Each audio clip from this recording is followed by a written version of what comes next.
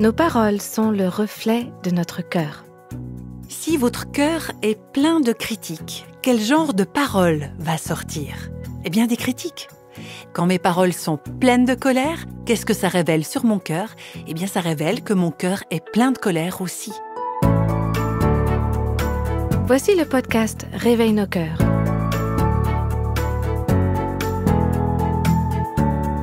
Nous continuons la série Le pouvoir des mots. Le verset de la Bible sur lequel j'ai médité ces derniers temps et que je vous encourage à noter, à afficher dans vos maisons, c'est le Proverbe 18, 21. Je lis ce verset « Les paroles peuvent donner la vie ou la mort. Celui qui aime parler doit en accepter les conséquences. » Nous avons vu ensemble que nos mots ont la puissance de détruire et blesser ou de construire et guérir. S'il n'y avait que deux catégories, d'un côté les mots qui détruisent et qui blessent, et de l'autre côté des mots qui construisent et qui guérissent, les choses ne seraient pas très compliquées. Mais le problème, c'est que ça vient de la même source, c'est de la même bouche que viennent des mots qui guérissent et des mots qui détruisent ou qui blessent. C'est pour ça qu'on a besoin que l'Esprit de Dieu remplisse nos cœurs avec ces mots et ces voix pour que nos paroles à nous ne soient pas insensées, ni blessantes, ni des paroles qui sont porteuses de mort. Un des thèmes qui revient souvent dans le livre des Proverbes, c'est la connexion, la relation entre nos paroles et notre cœur. En fait, j'ai trouvé 11 versets, il y en a peut-être même plus, où le mot « cœur » se trouve dans le même verset que le mot « lèvres » ou « langue » ou « bouche ». Et cette association se retrouve vraiment très souvent. Par exemple, dans le chapitre 10 des Proverbes, au verset 20, « La langue du juste est un argent de choix, le cœur des méchants est peu de choses. » Donc on voit la langue est connectée au cœur. Proverbe 15, verset 7, « Les lèvres des sages répandent la science, mais le cœur des insensés n'est pas droit. » Pourquoi est-ce qu'il n'est pas dit « la bouche des insensés » ? Et le contraste est fait entre les lèvres des sages et le cœur des insensés. Pourquoi ? Eh bien parce qu'il y a un lien entre ce que nous disons et ce qu'il y a dans notre cœur. En fait, quand on parcourt le livre des Proverbes, et au passage, moi je vous encourage vraiment à le faire pour vous-même, moi j'espère éveiller votre curiosité que vous alliez étudier pour vous-même. Donc, quand on parcourt ce livre des Proverbes, on découvre à de nombreuses reprises le mot « bouche » ou les mots « les paroles des méchants » ou « la bouche des insensés ». Et puis, il y a d'autres endroits où on découvre les mots « bouche » ou « langue » ou « lèvres » des justes ou « paroles des purs », « langue » ou « lèvres des sages. Quel est le lien entre tous ces mots ? Le lien, c'est que nos langues révèlent l'état de notre cœur. Mes paroles sont le reflet de mon cœur. Les paroles, c'est ce que j'exprime, c'est ce que les autres entendent de ce que je dis, c'est ce qui est évident. Mais mes paroles sont révélatrices de ce qui reste caché jusqu'à ce que j'ouvre ma bouche, c'est-à-dire que mes paroles révèlent l'état de mon cœur. Si je suis quelqu'un d'insensé, mes paroles seront insensées. Et si j'ai un cœur méchant, mes paroles seront méchantes.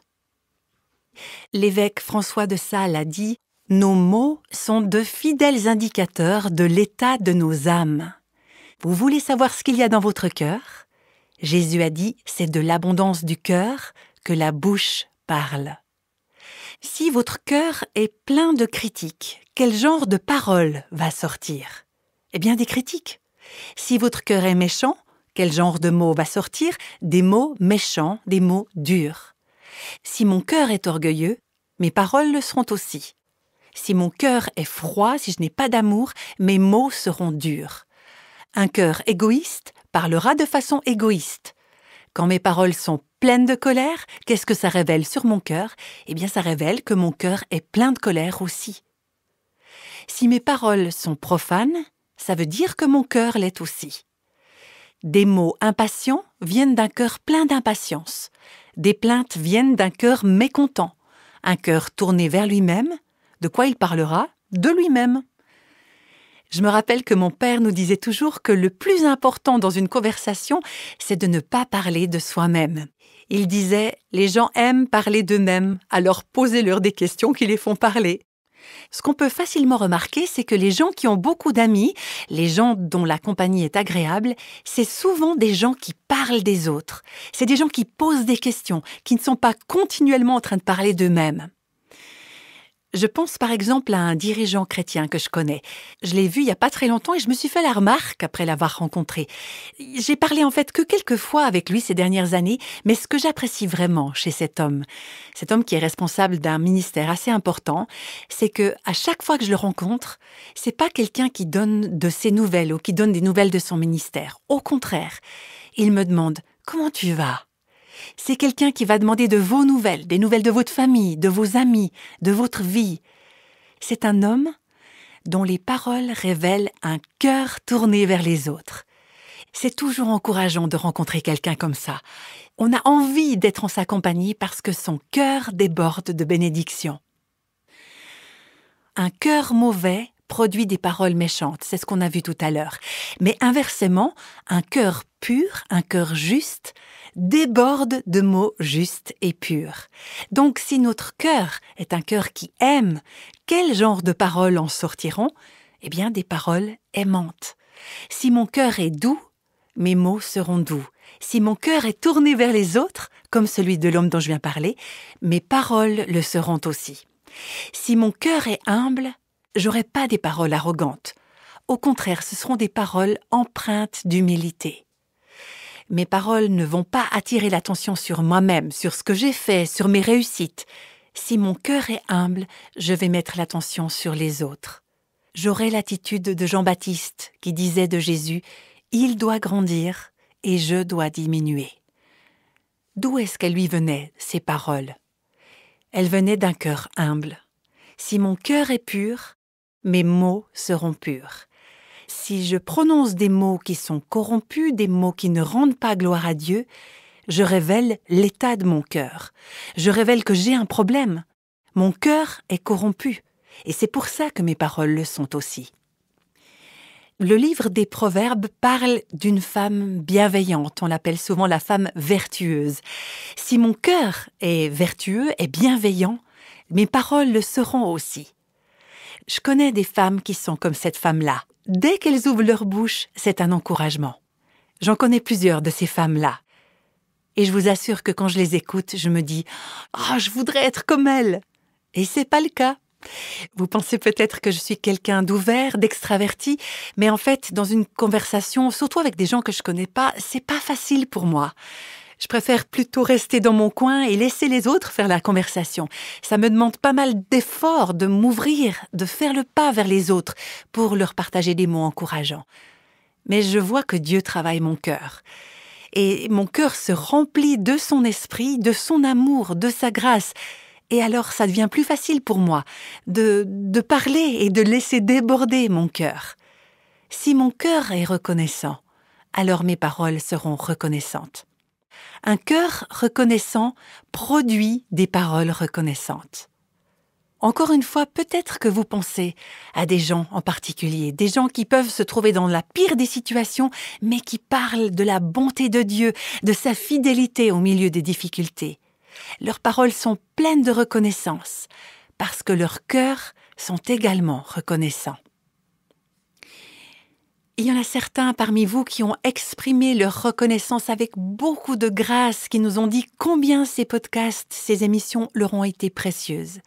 Vous avez pris le temps de vous arrêter et de dire merci. Merci pour ces enseignements, merci pour ce ministère.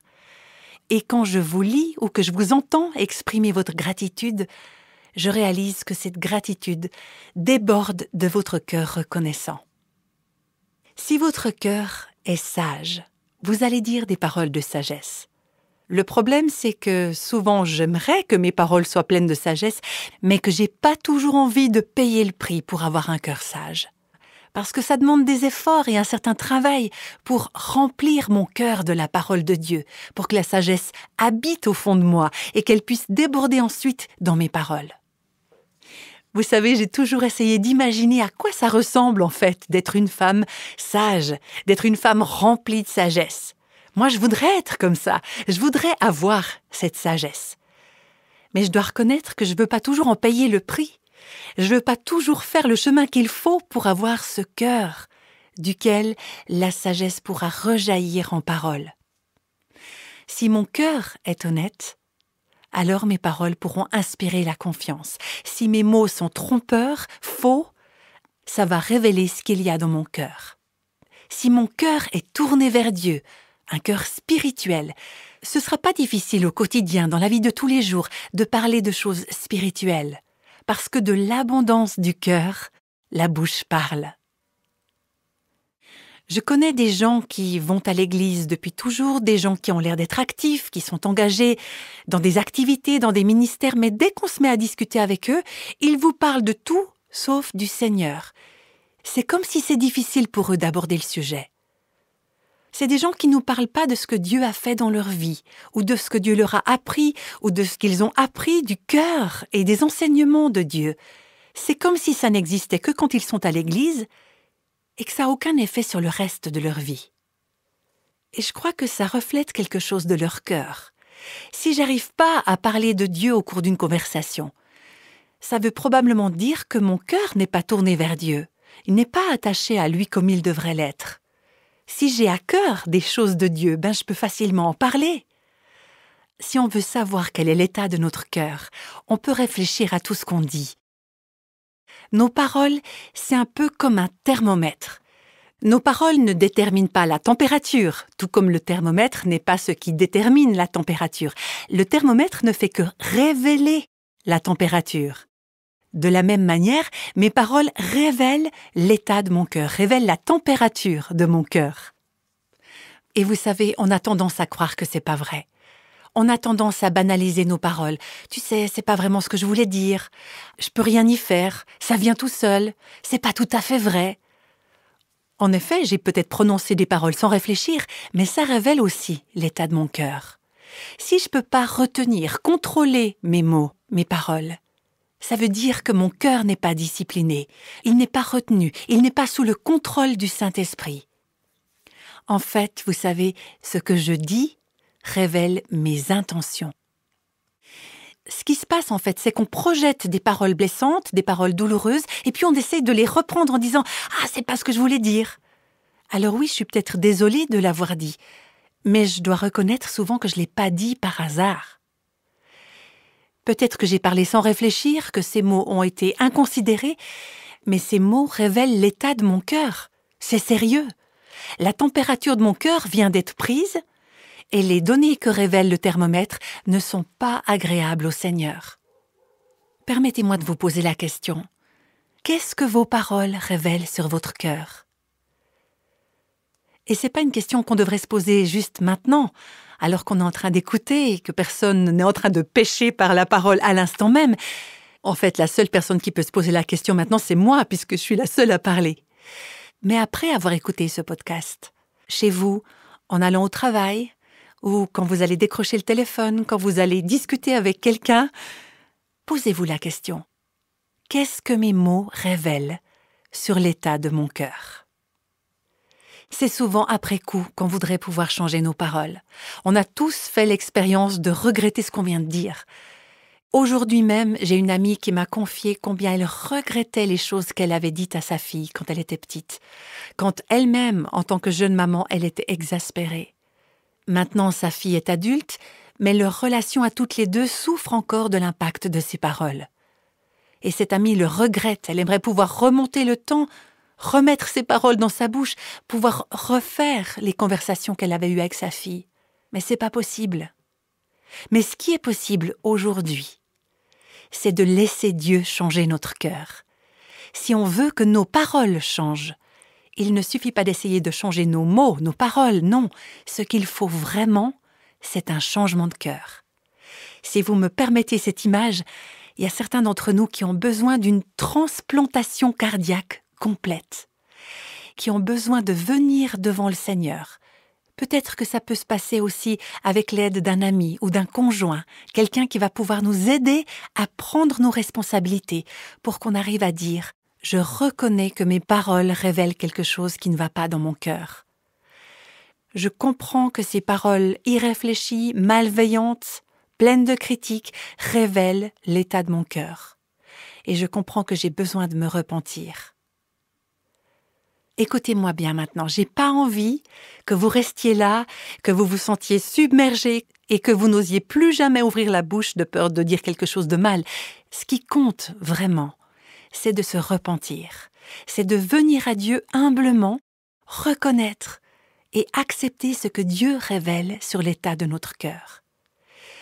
C'est ce que moi-même j'ai été poussée à faire quand j'ai étudié ce sujet, quand je me suis plongée dans ce thème du pouvoir de nos paroles. Alors je vous encourage tout simplement à venir vers le Seigneur et de dire « Seigneur, change mon cœur, remplis-moi de ton esprit » pour que quand je suis stressée, quand je parle à mes enfants, quand je parle à mon conjoint, quand je parle à mes collègues, quand je suis au téléphone, que tout ce qui sort de ma bouche puisse déborder d'un cœur pur, d'un cœur qui est sous le contrôle de l'Esprit de Dieu. Qu'est-ce que vos mots révèlent sur l'état de votre cœur? C'est la question qui nous a été posée aujourd'hui. Dans les minutes qui suivent, on va entendre le témoignage d'une femme qui a vécu un changement de cœur radical. Un changement qui a eu un grand impact sur ses paroles. Déborah a épousé un homme qui faisait tout de manière réfléchie et mesurée. Il travaille dur, il est perfectionniste. Il veut que tout soit parfait du premier coup. Non seulement le mari de Déborah travaillait lentement avec mesure et application, mais il parlait aussi de cette manière. C'est quelqu'un qui a besoin de réfléchir attentivement avant de répondre. Mais pour Déborah, c'était tout le contraire. Moi, j'ai besoin qu'on me réponde rapidement. J'aime mieux faire les choses moi-même au lieu d'attendre que quelqu'un d'autre les fasse. J'ai le genre de tempérament qui aime tout contrôler. Je veux que les choses avancent, que ce soit fait et qu'on n'en parle plus. Oui, faisons-le et n'en parlons plus. Et ces différences entre son mari et elle ont été la source de beaucoup de conflits. Notre foyer s'était devenu un vrai champ de bataille. Je criais, je n'avais pas de patience. Lui, il était très calme, discret, il ne parlait jamais. C'était très rare qu'il partage ses émotions. Au début, ce qui m'attirait chez lui, c'était ces aspects de sa personnalité. Mais petit à petit, ces mêmes choses ont commencé à m'éloigner de lui. Plus Déborah insistait pour communiquer et pour avoir des réponses rapidement, plus son mari se mettait en retrait. Et alors qu'il cherchait des solutions lentement et avec beaucoup de réflexion, Déborah, elle, préférait prendre les choses en main. Je m'occupais de tout ce qui devait être fait. Je m'en occupais sans solliciter mon mari. Et au bout du compte, ça nous a de plus en plus éloignés l'un de l'autre. On en était arrivé à un tel point que je lui ai dit « Toi, tu fais ce que tu veux. Moi et les enfants, on fait ce qui doit être fait. » Et on a commencé à vivre nos vies séparément. Il voyait que je prenais les choses en main à la maison, donc il allait faire des choses chez les autres. Il est devenu expert pour aider les autres. Tous ceux qui avaient besoin d'aide, sauf ceux qui vivaient dans son propre foyer. Les autres avaient besoin de lui, mais il n'avait pas l'impression qu'on avait besoin de lui à la maison. On était mariés depuis presque 19 ans, quand je lui ai demandé de déménager. Après que Déborah ait demandé à son mari de quitter la maison, elle a continué de prier pour qu'il puisse changer. Car aux yeux de Déborah, le problème, c'était son mari. Parce que moi, je faisais tout ce qu'il fallait. Je priais, j'amenais les enfants à l'église, je faisais tout comme il faut. Je priais que Dieu puisse le changer, s'occuper de lui, changer son cœur, changer son travail, et changer ceci, changer ça, mais il n'y avait pas que lui. Moi aussi, j'avais besoin de changer. Il a fallu environ 1 année à Déborah pour réaliser cela. Et alors, ses prières ont commencé à changer. Ce n'était pas lui qu'il fallait changer, c'était moi. Et je dois accepter d'attendre le temps de Dieu. Et pour moi, ce n'est pas facile. Alors que Déborah était de plus en plus convaincue de ses erreurs, elle s'est excusée de son attitude auprès de ses enfants. Je leur ai dit « Maman a eu tort. J'ai demandé à papa de partir, mais j'avais tort. Maintenant, je n'ai plus qu'à prier pour que Dieu répare mes erreurs. Parce que je n'y arriverai pas par moi-même. » Et Déborah a donné rendez-vous à son mari dans un restaurant. Je lui ai dit « Dieu a fait beaucoup de travail en moi ces derniers temps. Il m'a révélé que j'ai eu tort. J'avais prié pour que Dieu te change et te transforme, mais c'est moi qui en avais besoin. On t'aime et on veut que tu reviennes à la maison. Et je veux que notre mariage puisse marcher. Je crois que Dieu veut aussi que notre mariage soit réparé. » Pendant 20 ans, Déborah avait talonné son mari pour qu'il prenne rapidement des décisions. Mais cette conversation au restaurant s'est terminée autrement. L'une des choses les plus dures que j'ai jamais eues à affronter de toute ma vie, ça a été de quitter ce restaurant sans réponse et de laisser à mon mari le temps de réfléchir. C'est alors qu'une amie de Déborah lui a parlé d'un défi de 30 jours proposé par Nancy DeMoss Wolgemuth. Ces dernières années, c'est un défi que de nombreuses femmes ont accepté de relever. Il s'appelle 30 jours pour encourager votre mari. Pendant 1 mois entier, il s'agit de ne rien dire de négatif sur votre mari, à votre mari ou à quelqu'un d'autre à propos de votre mari. Et chaque jour, pendant 1 mois, de faire une chose pour l'encourager. Voici ce que le premier jour du défi demandait. Avez-vous déjà remercié votre mari de vous avoir choisi vous plutôt qu'une autre ? Après avoir lu ça, Déborah a envoyé un SMS à son mari. Je ne sais pas si je te l'ai déjà dit, je ne crois pas, mais je voulais te remercier de m'avoir choisi toutes ces années. Et le défi proposait ensuite, bien que beaucoup de choses aient changé depuis votre mariage, faites savoir à votre mari que vous êtes heureuse, que Dieu vous ait conduits ensemble. J'espère que tu me choisiras à nouveau. Je t'aime.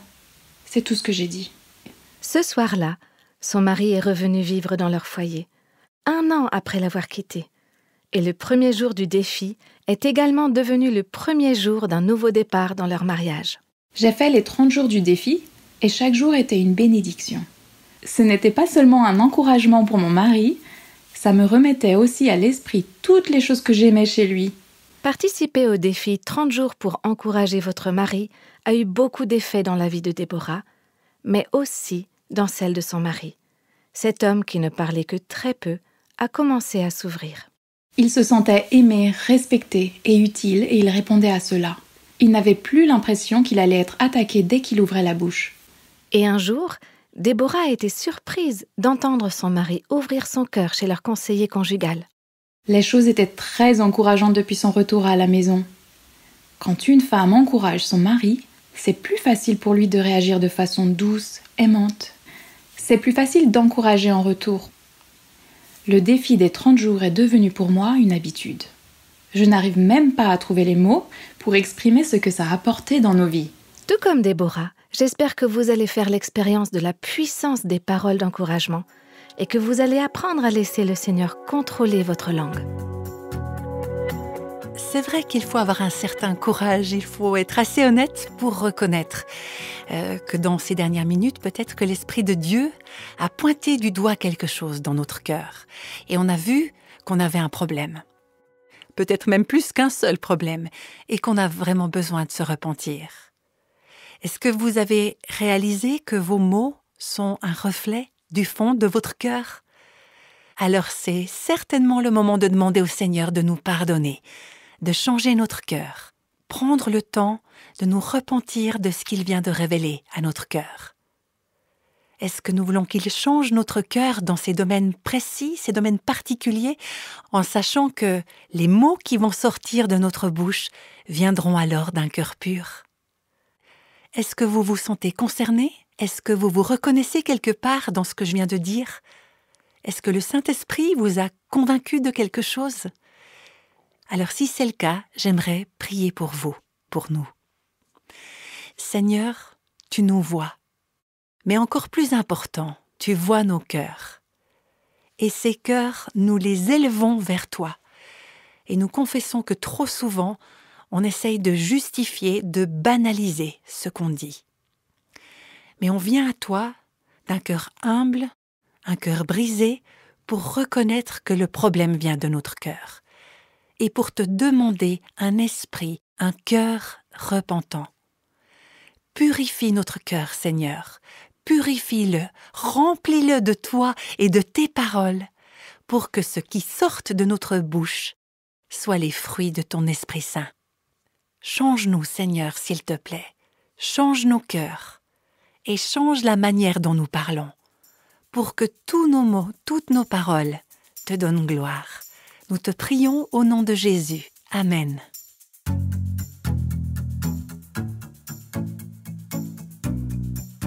Mentir peut être très subtil.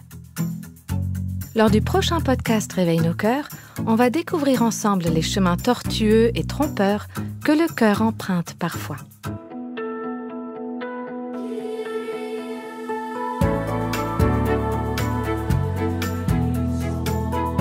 les extraits de la Bible sont tirés de la version Louis II 1910. Réveille nos cœurs est le ministère francophone de Revive Our Hearts, initiative de Life Action Ministries avec Nancy DeMoss Volgemuth. Avec les voix de Christine Raymond et Jeannette Kosman. Les témoignages sont lus par Anita Sandana.